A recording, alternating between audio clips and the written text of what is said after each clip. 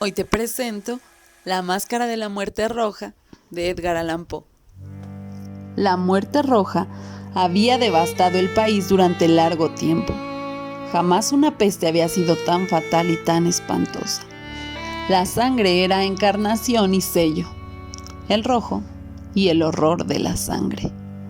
Comenzaba con agudos dolores, un vértigo repentino, y luego los poros sangraban y sobrevenía la muerte. Las manchas escarlata en el cuerpo y la cara de la víctima eran el bando de la peste, que la aislaba de toda ayuda y de toda simpatía. Y la invasión, progreso y fin de la enfermedad se cumplían en media hora.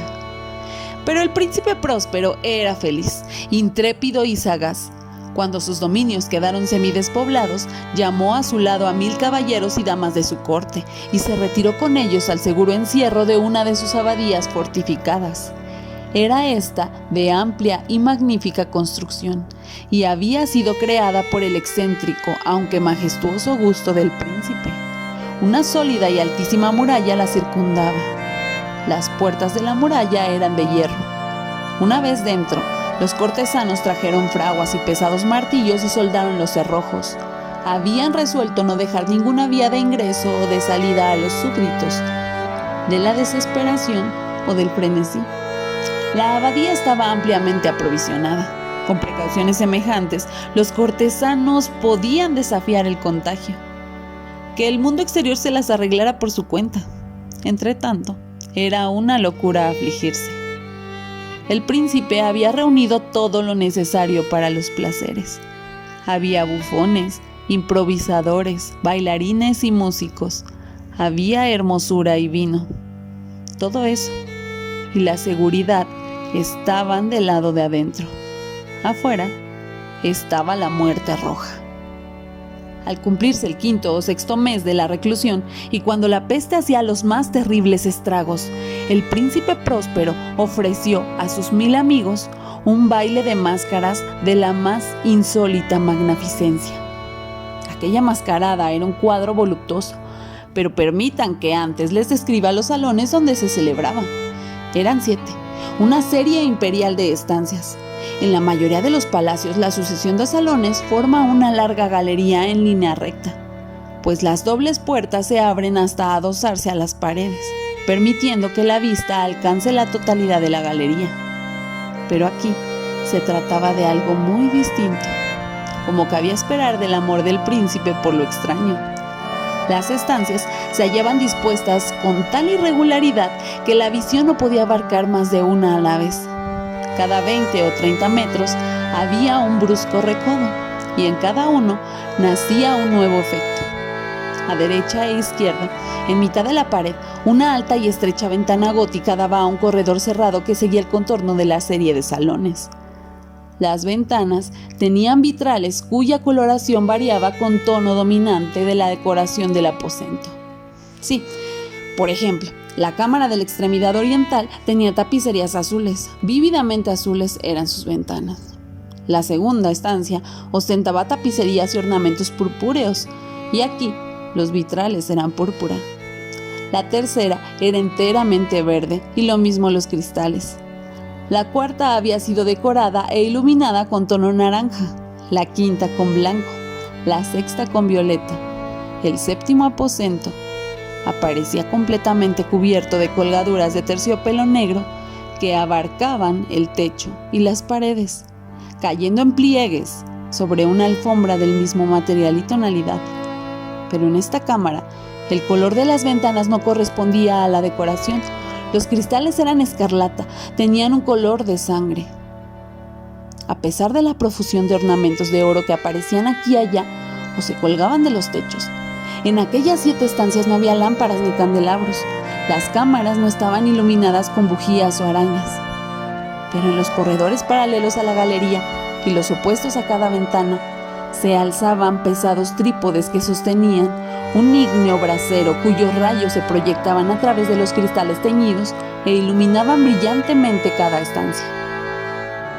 Producían en esa forma multitud de resplandores tan vivos como fantásticos, pero en la cámara del poniente, la cámara negra, El fuego que a través de los cristales de color de sangre se derramaba sobre las sombrías colgaduras producía un efecto terriblemente siniestro y daba una coloración tan extraña a los rostros de quienes penetraban en ella que pocos eran lo bastante audaces para poder poner ahí los pies. En este aposento, contra la pared del poniente, se apoyaba un gigantesco reloj de ébano. Su péndulo se balanceaba con un resonar sordo, pesado, monótono. Y cuando el minutero había completado su circuito y a la hora iba a sonar, de las entrañas de bronce del mecanismo nacía un tañido claro y resonante, lleno de música, mas su tono y su énfasis eran tales que, a cada hora, los músicos de la orquesta se veían obligados a interrumpir momentáneamente su ejecución para escuchar el sonido, y las parejas danzantes cesaban por fuerza sus evoluciones durante un momento. En aquella alegre sociedad reinaba el desconcierto, y mientras aún resonaban los tañidos del reloj, era posible observar que los más atolondrados palidecían y los de más edad y reflexión se pasaban la mano por la frente como si se entregaran a una confusa meditación o a un ensueño. Pero apenas los ecos cesaban del todo, livianas risas nacían en la asamblea. Los músicos se miraban entre sí como sonriendo de su insensata nerviosidad, mientras se prometían en voz baja que el siguiente tañido del reloj no provocaría en ellos una emoción semejante. Mas al cabo de 63.600 segundos de tiempo que huye, el reloj daba otra vez la hora, y otra vez nacían el desconcierto, el temblor y la meditación. Pese a ello, la fiesta era alegre y magnífica. El príncipe tenía gustos singulares. Sus ojos se mostraban especialmente sensibles a los colores y sus efectos. Desdeñaba los caprichos de la mera moda. Sus planes eran audaces y ardientes. Sus concepciones brillaban con un bárbaro esplendor. Algunos podrían haber creído que estaba loco. Sus cortesanos sentían que no era así. Era necesario oírlo, verlo y tocarlo para tener la seguridad de que no lo estaba. El príncipe se había ocupado personalmente de gran parte de la decoración de las 7 salas destinadas a la gran fiesta. Su gusto había guiado la elección de los disfraces. Grotescos eran estos, a no dudarlo. Reinaba en ellos el brillo, el esplendor, lo picante y lo fantasmagórico. Veíanse figuras de arabesco con siluetas y atuendos incongruentes. Veíanse fantasías delirantes, como las que aman los locos. En verdad, en aquellas 7 cámaras se movía, de un lado a otro, una multitud de sueños. Y aquellos sueños se contorsionaban en todas partes, cambiando de color al pasar por los aposentos y haciendo que la extraña música de la orquesta pareciera el eco de sus pasos. Mas otra vez tañe el reloj que se alza en el aposento de terciopelo. Por un momento, todo queda inmóvil. Todo es silencio, salvo la voz del reloj. Los sueños están helados, rígidos en sus posturas, pero los ecos del tañido se pierden. Apenas han durado un instante, y una risa ligera, a media sofocada, flota tras ellos en su fuga. Otra vez crece la música, viven los sueños, contorsionándose al pasar por las ventanas por las cuales irrumpen los rayos de los trípodes. Mas en la cámara que da al oeste, ninguna máscara se aventura, pues la noche avanza y una luz más roja se filtra por los cristales de color de sangre. Aterradora es la tiniebla de las colgaduras negras. Y para aquel cuyo pie se pose en la sombría alfombra, brota del reloj de ébano un ahogado resonar mucho más solemne que los que se alcanzan a oír. Las máscaras entregadas a la lejana alegría de otras estancias. Congregábanse densa multitud en estas últimas, donde afiebradamente latía el corazón de la vida. Continuaba la fiesta en un torbellino hasta el momento en que comenzaron a oírse los tañidos del reloj, anunciando la medianoche. Cayó entonces la música, como ya he dicho, y las evoluciones de los que bailaban se interrumpieron.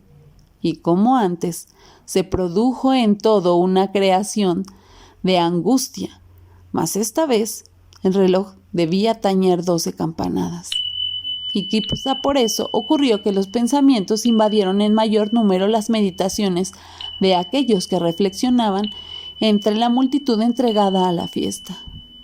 Y quizá también por eso ocurrió que, antes de que los últimos ecos del carrillón se hubieran hundido en el silencio, muchos de los concurrentes tuvieron tiempo para advertir la presencia de una figura enmascarada que hasta entonces no había llamado la atención de nadie.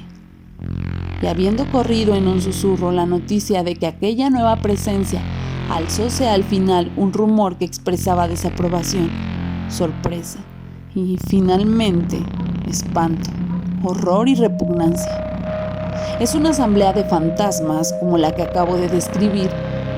Es de imaginar que la aparición ordinaria no hubiera provocado semejante conmoción. Todos estaban enmascarados. El desenfreno de aquella no tenía límites, pero esa figura en cuestión lo ultrapasaba e iba incluso más allá de lo que el liberal criterio del príncipe hubiera tolerado. En el corazón de los más temerarios hay cuerdas que no pueden tocarse sin emoción. Aún el más relajado de los seres, para quien la vida y la muerte son igualmente un juego, sabe que hay cosas con las cuales no se pueden jugar. Los concurrentes parecían sentir en lo más hondo que el traje y la apariencia del desconocido no revelaban ni ingenio ni decoro. Su figura alta y flaca estaba envuelta de la cabeza a los pies en una mortaja. La máscara que ocultaba el rostro se parecía de tal manera al semblante de un cadáver ya rígido, que el escrutinio más detallado se habría visto en dificultades para descubrir el engaño. Cierto, aquella frenética concurrencia podía tolerar, si no aprobar, semejante disfraz. Pero el enmascarado se había atrevido a asumir las apariencias de la muerte roja. Su mortaja estaba salpicada de sangre, y su amplia frente, así como el rostro, aparecían manchados por el horror escarlata. Cuando los ojos del príncipe Próspero cayeron sobre la espectral imagen, que ahora, con un movimiento lento y solemne como para dar relieve a su papel, se paseaba entre los bailarines, convulsionóse en el primer momento con un estremecimiento de terror o de disgusto, pero inmediatamente su frente enrojeció de rabia. ¿Quién se atreve?, preguntó con voz ronca a los cortesanos que lo rodeaban. ¿Quién se atreve a insultarnos con esta burla blasfematoria? Apodérense de él y desenmascárenlo, para que sepamos a quién vamos a ahorcar al alba, en las almenas. Al pronunciar estas palabras, el príncipe Próspero se hallaba en el aposento del este, el aposento azul. Sus acentos resonaron alta y claramente en las 7 estancias, pues el príncipe era hombre temerario y robusto, y la música acababa de cesar a una señal de su mano. Con un grupo de pálidos cortesanos a su lado hallábanse el príncipe en el aposento azul. Apenas hubo hablado, los presentes hicieron un movimiento en dirección al intruso, quien en ese instante se hallaba a su alcance, y se acercaba al príncipe con un paso sereno y cuidadoso.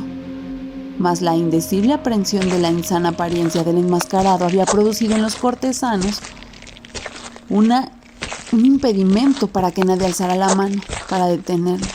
Y así, sin esos impedimentos, pasó a 1 metro del príncipe.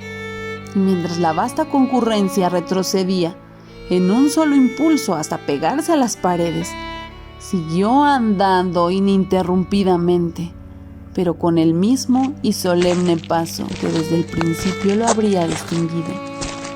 Y de la cámara azul pasó la púrpura, de la púrpura a la verde, de la verde a la anaranjada, desde esta a la blanca y de allí a la violeta, antes de que nadie se hubiera decidido a detenerlo. Mas entonces el príncipe Próspero, enloquecido por la ira y la vergüenza de su momentánea cobardía, se lanzó a la carrera a través de los 6 aposentos sin que nadie lo siguiera por el mortal terror que a todos paralizaba. Puñal en mano, acercóse impetuosamente hasta llegar a los 3 o 4 pasos de distancia. Seguía alejándose cuando ésta, al alcanzar el extremo del aposento de terciopelo, se volvió de golpe y enfrentó a su perseguidor. Oyóse un agudo grito, mientras el puñal caía resplandeciente sobre la negra alfombra, y el príncipe Próspero se desplomaba muerto. Poseídos por el terrible coraje de la desesperación, numerosas máscaras se lanzaron al aposento negro, pero al apoderarse del desconocido, cuya alta figura permanecía erecta e inmóvil a la sombra del reloj de ébano, retrocedieron con inexpresable horror al descubrir que el sudario y la máscara cadavérica que con tanta rudeza habían aferrado no contenían ninguna figura tangible. Y entonces reconocieron la presencia de la Muerte Roja.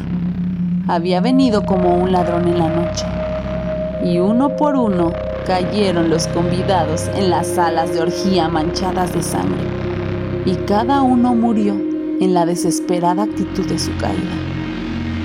Y la vida del reloj de ébano se apagó con la del último de aquellos alegres seres, y las llamas de los trípodes expiraron, y las tinieblas, y la corrupción, y la Muerte Roja lo dominaron todo.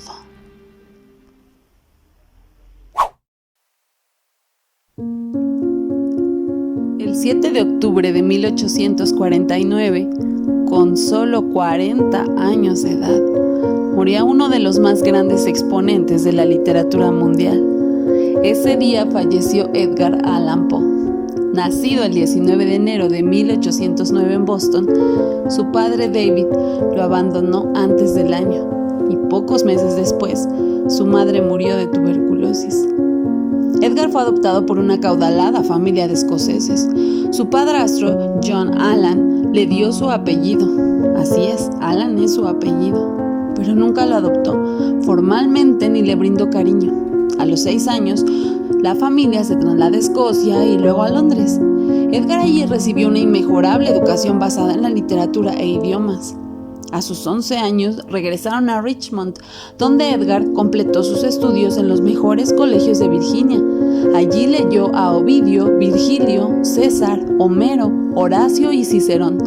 Se enroló brevemente en el ejército, pero al quedar conforme con su primer libro de poemas, se decidió por la literatura. Sus preferencias se fueron inclinando a la prosa, escribiendo relatos y crítica literaria para algunos periódicos de la época.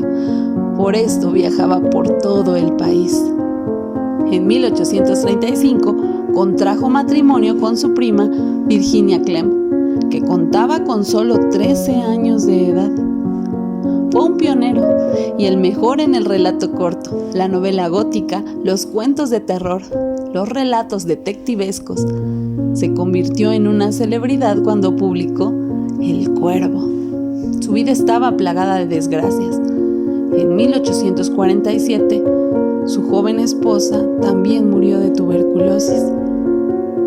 En el momento en que se había transformado en un pilar de la literatura norteamericana, el 7 de octubre de 1849, con solo 40 años de edad, su vida se apagó de un modo tan misterioso como vivió. Citado, estudiado, admirado y referenciado por otros escritores durante los últimos 150 años, hacen honor a este escritor que intentó vivir de la escritura, pero murió sumido en la pobreza, la enfermedad y su alcoholismo. Sus restos descansan junto al de su esposa en el mausoleo de Baltimore. Su influencia es incontrastable. Sus hijos literarios son Charles Baudelaire, Dostoyevsky, Frank Kafka, Lovecraft, Thomas Mann, Jorge Luis Borges, Julio Cortázar y Rubén Darío, que tradujo al español toda su obra en prosa. Su obra es tan abarcativa que no solo influenció a escritores, en su obra también han inspirado músicos, artistas como Gustave Doré. Sus relatos fueron llevados al cine y la televisión. Se acepta que es ya un ícono. Su figura es como un Beethoven de la literatura. ¿Y a ti? ¿Qué te parece? ¿Estás de acuerdo? ¿Has leído El Cuervo o alguno de los relatos? Déjame tus impresiones y nos vemos en la siguiente.